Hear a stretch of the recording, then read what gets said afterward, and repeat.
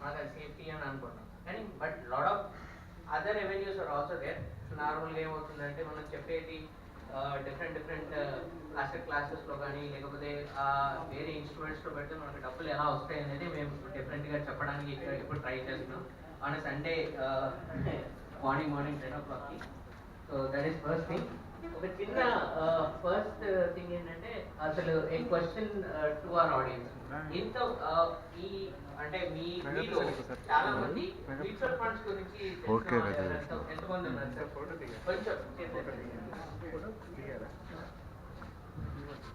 And దీన్ని risky అనుకునే వాళ్ళు ఎంతమంది సార్?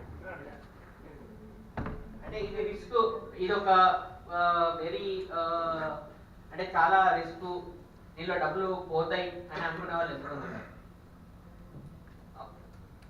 సో అసలు తెలియని వాళ్ళు ఎంతమంది ఉన్నారు? అసలు ఏం తెలియదు నాకు, అసలు ఏంది ఇవేం తెలియదు నాకు, ఒకటే తెలుసు, పోస్ట్ ఆఫీస్ లేదంటే బ్యాంక్ ఎఫ్డి.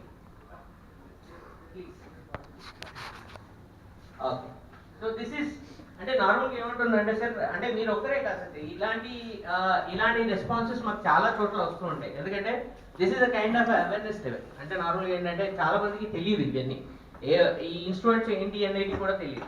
సో ఇవి వీటిలో పెడితే చాలా మంది అపోహ తప్పితే ఇంకేం లేదు. కానీ but at the same time ఈ అసెట్ క్లాసెస్ ఏవైతే ఉన్నాయో సార్, ఇవి ఒక ఇన్ఫ్లేషన్ అంటే ఏంటి సార్, మన పర్చేసింగ్ పవర్ ఏదైతే ఉండదు, అంటే ఒక 10 ఏళ్ళ కిందట మీరు ఒక 10 ఏళ్ళు కానీ ఒక 15 ఏళ్ళు కానీ కింద ఒక చూసుకుంటే ఒక 100 రూపాయలు పట్టుకుని వెళ్తే